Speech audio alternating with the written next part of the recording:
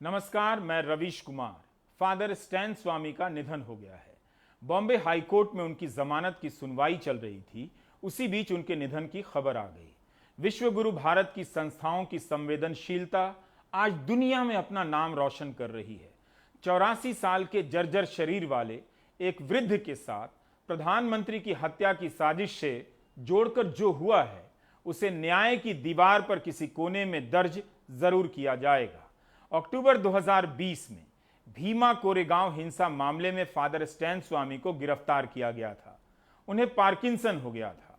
अब कोर्ट को हर बात में स्टैन स्वामी को लेकर सुनवाई नहीं करनी पड़ेगी। 84 साल के इस शख्स के गुजर जाने से अदालत को भी आराम मिलेगा और जांच एजेंसियों को भी। इसी साल मई के महीने में फादर स्टैन स्वामी को इलाज के लिए जेजे अस्पताल लाया गया था। उसी दिन जेल प्रशासन तलोजा जेल ले जाने लगा। तब बॉम्बे हाई कोर्ट ने वापस अस्पताल लाने का आदेश दिया और एक कमेटी बनाई जिसे स्टैन स्वामी की हालत का मुआयना करने का काम दिया गया। 21 मई को बॉम्बे हाई कोर्ट में सुनवाई के दौरान स्टैन स्वामी ने बताया था कि 8 महीने पहले जब जेल लाए गए तब चल फिर सकते थे, लेकिन जेल के भीतर इतनी खराब हालत है कि उनका स्वास्थ्य बिगड़ता ही चला गया। मई के महीने में जमानत की सुनवाई के समय स्टैन स्वामी ने कहा था कि मैं रांची में अपनों के बीच रहना चाहता हूं, मुझे दूसरे अस्पताल में नहीं जाना है। जेजे अस्पताल 3 बार गया हूं, अब वहां नहीं जाना है। अगर यही चलता रहा तो मैं और कष्ट सहता रहूंगा और हो सकता है बहुत जल्दी मर जाऊंगा, मगर मैं जेजे अस्पताल जाने के बजाय यही पसंद करूंगा। ये मेरे लिए बहुत मुश्किल समय है, मेरी हालत बहुत तेजी से बिगड़ रही है और जेजे अस्पताल की छोटी छोटी गोलियों से मैं ठीक नहीं हो रहा हूं। एक एक दिन के आदेश से एक एक दिन अस्पताल में रहने की अनुमति मिल रही थी 84 साल के शख्स को। 3 जुलाई को बॉम्बे हाई कोर्ट ने उनकी स्थिति को देखते हुए 2 दिन का और समय दिया था कि वे अस्पताल में रह सकें। 84 साल के बुजुर्ग को अंतरिम जमानत तक नहीं मिली। स्वामी को पानी पीने के लिए सिपर चाहिए था, इसके लिए भी अदालत में सुनवाई हुई। कितनी उदार और महान सरकार है, दुनिया में कोई है? रविवार रात उन्हें होली फैमिली अस्पताल में वेंटिलेटर पर ले जाया गया, जहां से उनकी वापसी नहीं हुई। उनकी हालत को लेकर उनसे जुड़े लोग परेशान होते रहे। फादर स्टैन को क्यों पकड़ा? उनको कह दिया कि वो माओवादी के फ्रंट है, माओवादी के कोई फ्रंट संगठन है और उनको माओवादी नाम से उनको पकड़ लिया, जबकि भीमा कोरेगांव से उनको कोई लेना देना नहीं। एनआईए सबसे झूठे मामले करती है। एनआईए के क्योंकि पावर्स हैं कि वो केंद्रीय सरकार की इन्वेस्टिगेटिव एजेंसी है, वो कोई भी राज्य में घुस के केस ले सकती है। बहुत अफसोस की बात है कि उन्होंने आज वो जिम्मेवार है। फादर स्टैन की मौत एक इंस्टीट्यूशनल मर्डर है और इसके लिए जिम्मेवार एनआईए, इसके लिए जिम्मेवार मिनिस्ट्री ऑफ होम, हम जो राज्य सरकार का जो प्रिजन अथॉरिटीज है, खुद राज्य सरकार जिम्मेवार है, जिन्होंने टेस्ट नहीं करवाया कोविड का, फादर स्टैन का, जिन्होंने वैक्सीन इसलिए नहीं लगाया कि उनके पास आधार नहीं था। ये क्या वाहियात चीजें हो रही थी। स्वामी की बीमारी सबको दिख रही थी।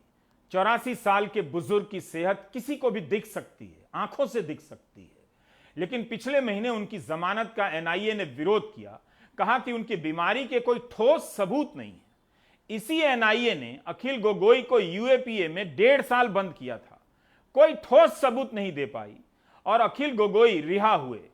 स्टैन स्वामी अब अपने ऊपर लगे आरोपों पर कभी सफाई नहीं दे सकेंगे। पार्किंसन की बीमारी से ग्रस्त इस बुजुर्ग पर भारत के खिलाफ युद्ध छेड़ने का आरोप लगाया गया। जो बिना मशीन लगाए कान से सुन नहीं सकते थे, वे भारत के खिलाफ युद्ध छेड़ने की प्लानिंग कर रहे थे और एनआईए जमानत का विरोध कर रही थी कि मेडिकल बीमारी के कोई कॉन्क्लूसिव एविडेंस नहीं है।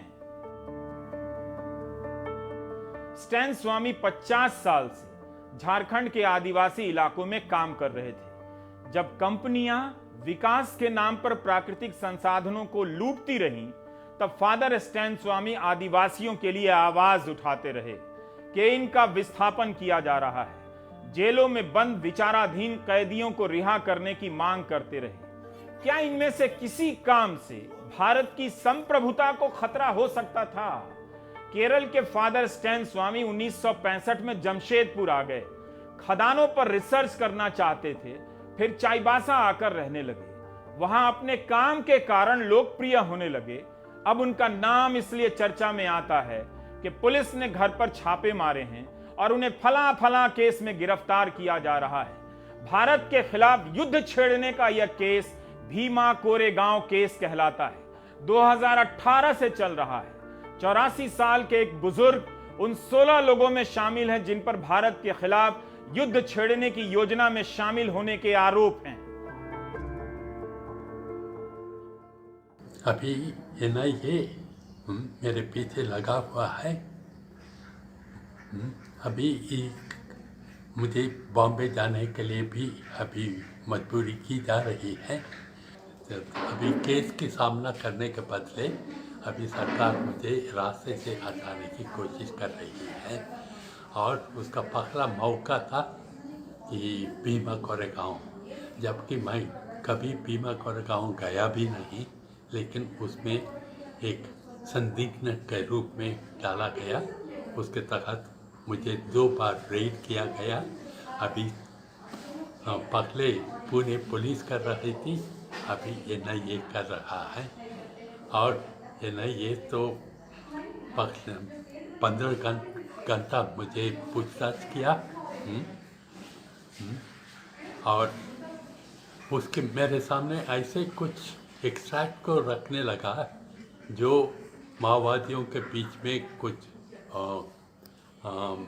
कम्युनिकेशन हो रहा था। मुझे किसी प्रकार का संबंध नहीं था उसमें, लेकिन वो सब मेरे सामने रखा गया ही बोल के ये सब मेरे कंप्यूटर में पाया गया। इस सब को मैं इनकार करके आया हूँ। भीमा कोरेगांव के प्रदर्शन को दलित अस्मिता का सवाल बनाकर पेश किया गया प्रदर्शन से पहले, लेकिन जैसे ही 16 लोगों को इस प्रदर्शन के दौरान हुई हिंसा से जोड़ा गया और प्रधानमंत्री की हत्या की साजिश में फंसाया गया, दलित अस्मिता का प्रश्न इससे अलग हो गया। 16 लोग अपनी लड़ाई अकेले लड़ते रहे। इनमें से प्रोफेसर आनंद तेलतुंबडे तो डॉक्टर अंबेडकर के रिश्तेदार हैं। उनकी लड़ाई किसी अस्मिता की लड़ाई नहीं बन सकी, संविधान की अस्मिता की लड़ाई आप कह सकते हैं। स्टैन स्वामी पर यूएपीए लगा दिया गया। आपने हाल के कई प्राइम टाइम में देखा होगा कि कैसे लोगों को यूएपीए की धारा में फंसाया गया है। 4-4 साल जेल में रखने के बाद जांच एजेंसियां सबूत पेश नहीं कर पाई। असम में कैसे यूएपीए लगाकर अखिल गोगोई को 1.5 साल से अधिक समय तक जेल में बंद रखा गया। एनआईए जैसी संस्था अखिल गोगोई के खिलाफ सबूत पेश नहीं कर पाई। इसी तरह के एक ईमेल की बात बशीर अहमद बाबा के केस में आई थी कि वह आतंकवादियों से ईमेल से संपर्क में था। बाबा श्रीनगर का एक नौजवान था जो एक वर्कशॉप के लिए गुजरात गया। वहां की एटीएस ने आतंक का नेटवर्क बनाने के आरोप में उसे गिरफ्तार कर लिया।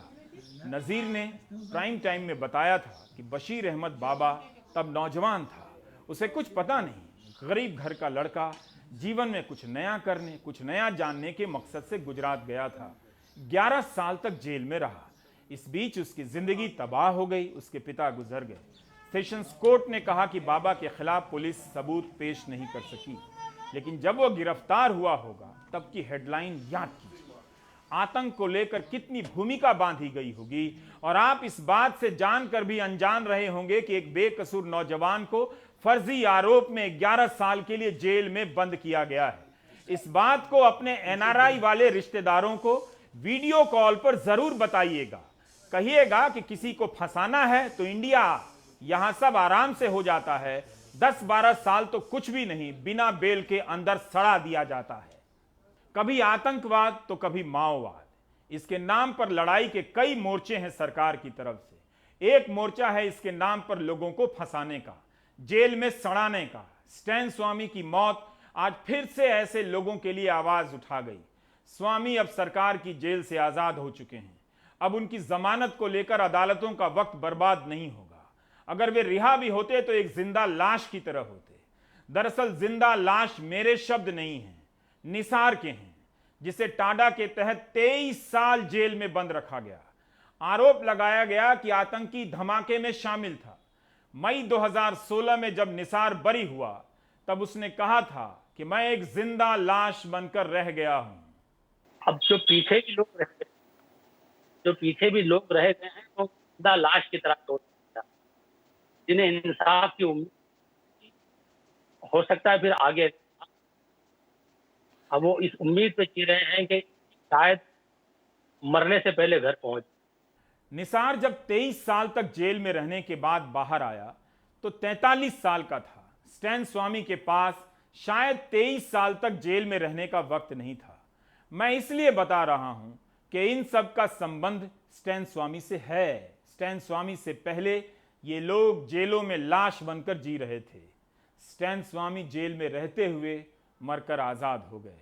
मुझे भरोसा है कि स्टैन स्वामी के निधन से किसी को फर्क नहीं पड़ेगा।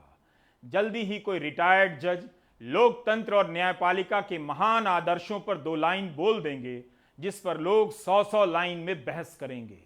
रवीश, कत्ले हुसैन असल में मर्गे यजीद है। करबला के मैदान में कत्ल हुसैन हुए थे लेकिन मौत यजीद की हुई थी। आज संविधानवाद, मौलिक अधिकार, कानून की नैतिकता, न्याय व्यवस्था, क्रिमिनल जस्टिस सिस्टम की मौत ना भी हुई हो पर सबकी सार्थकता पर प्रश्न चिन्ह लग गए। देखिए, लीगल सिस्टम में रवीश, लॉ एंड मॉरलिटी अलग होते हैं लेकिन लीगल सिस्टम की लिजिटिमेसी मॉरलिटी से आती है। वो लॉ जिसमें न्याय नहीं है वो लॉ नहीं है। आप देखिए, अभी चीफ जस्टिस ऑफ इंडिया ने रूल ऑफ लॉ और रूल बाय लॉ का डिस्टिंक्शन बताया। चीफ जस्टिस ऑफ इंडिया ने कहा कि हमेशा लॉ न्याय नहीं करता बल्कि कभी जुल्म भी करता है। मैं ये समझता हूं जो स्टैन स्वामी के साथ हुआ वो न्याय नहीं था और वो जुल्म के बहुत करीब था। उनकी पूरी लड़ाई कानून के बारे में थी, सुप्रीम कोर्ट के जजमेंट्स के बारे में थी, जो देश के कानून थे उनके बारे में थी। संविधान के 5th शेड्यूल के इंप्लीमेंटेशन की बात कर रहे हैं। आर्टिकल 244 ट्राइबल एडवाइजरी काउंसिल, जिसमें प्रावधान है कि सिर्फ आदिवासी सदस्य होंगे गवर्नर को एडवाइस करने के लिए, उसके बारे में बात कर रहे हैं। बात कर रहे हैं समाथा जजमेंट की। फॉरेस्ट राइट्स एक्ट 2006 की बात कर रहे हैं कि 2006 से 2011 तक 30 लाख लोगों ने अप्लाई किया कि जमीन का टाइटल उन्हें मिल जाए। 11 लाख की बात मानी गई, 14 लाख एप्लीकेशन रिजेक्ट हो गई, 5 लाख पेंडिंग है। मैं समझता हूं कि स्टैन स्वामी का एक स्ट्रगल थी, एक इंडेवर था कि देश में रूल ऑफ लॉ और संविधानवाद आ जाए। ये एक जंग थी।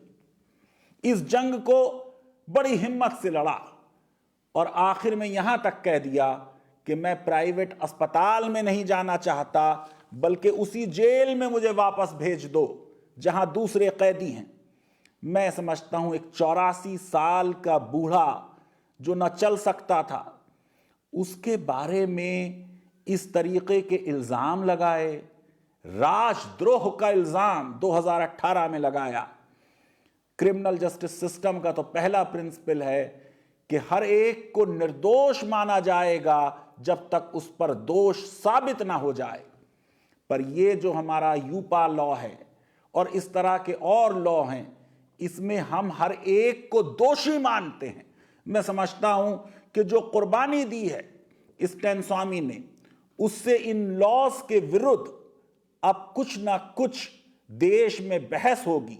अभी दिल्ली हाई कोर्ट ने यूपा के मामले में कह दिया कि इसमें भी बेल हो सकती है अगर जज को यह लगे कि चार्जेस साबित नहीं होंगे, कन्विक्शन नहीं होगा। कि एक एक्स्ट्रा सिपर एक बुढ़े को देने के लिए हमने उस पर बहस की, और अगर हमारा सर शर्म से और सम्मान से नहीं झुकता तो इसका मतलब देश के संविधान में हमें पूरा यकीन नहीं है।